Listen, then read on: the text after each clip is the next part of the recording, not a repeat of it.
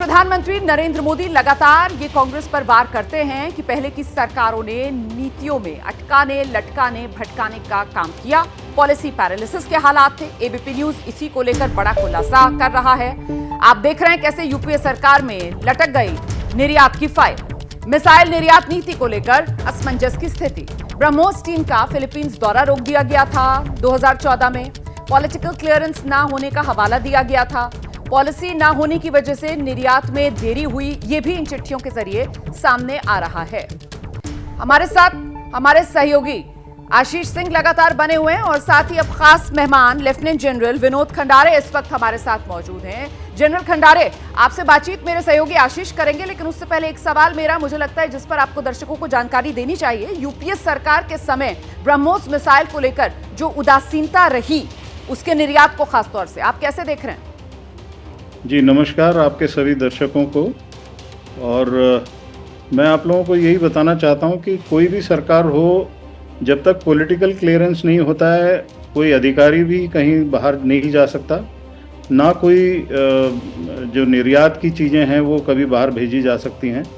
तो जो सरकार होती है उसको सबसे पहले अपनी पॉलिसी बनानी पड़ती है और पॉलिसी के हिसाब से आप निर्यात करते हैं और निर्यात करने के लिए आपके डेलीगेशंस को बाहर जाना अत्यंत आवश्यक है और उनकी डेलीगेशंस को भी बुलाना अत्यंत आवश्यक है। तो ये एक निश्चित ही आवश्यक कदम जो नई सरकार ने फिर लिया 2014 में, और उसके बाद आप देख रहे हैं किस तरह से रक्षा सामग्री का निर्यात किस रफ्तार से बढ़ा है। आशीष आइए।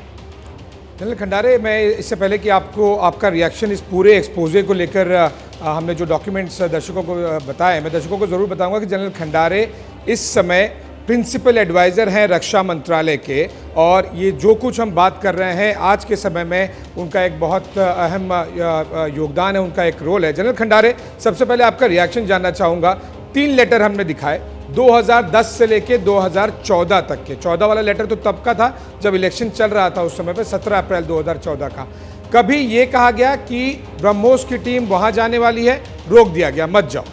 कभी इंडोनेशिया का डेलीगेशन ब्रह्मोस हेडक्वार्टर आ रहा था, उन्हें रोक दिया गया कि आप इनसे मत मिलो।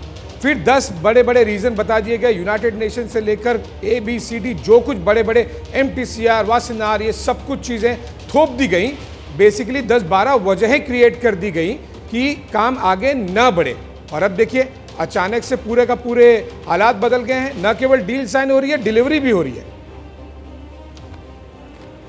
मेरा रिएक्शन आशीष, आप जो मांग रहे हैं उसमें पहली बात, उस पीरियड में मैं DGDI नहीं था, लेकिन उसके बाद बना, और ये निश्चित तौर पे बता सकता हूँ कि MTCR के अंडर ये चीज़ शायद नहीं आ सकती, क्योंकि उस समय जो ब्रह्मोस मिसाइल की रेंज थी वो तो MTCR के लिमिट के अंदर ही थी।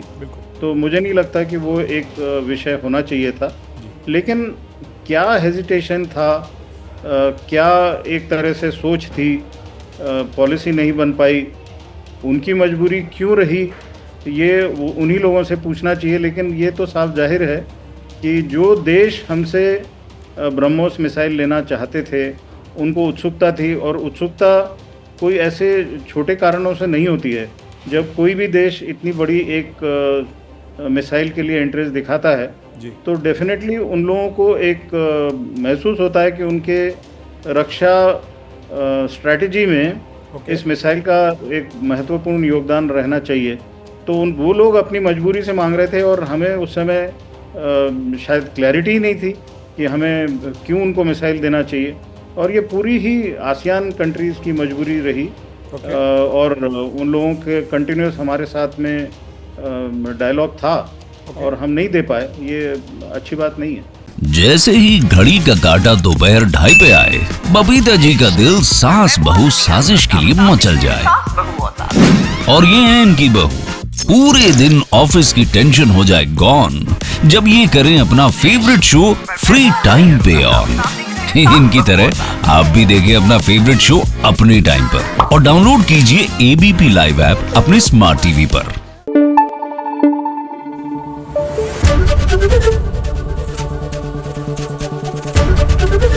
ABP न्यूज आपको रखे आगे।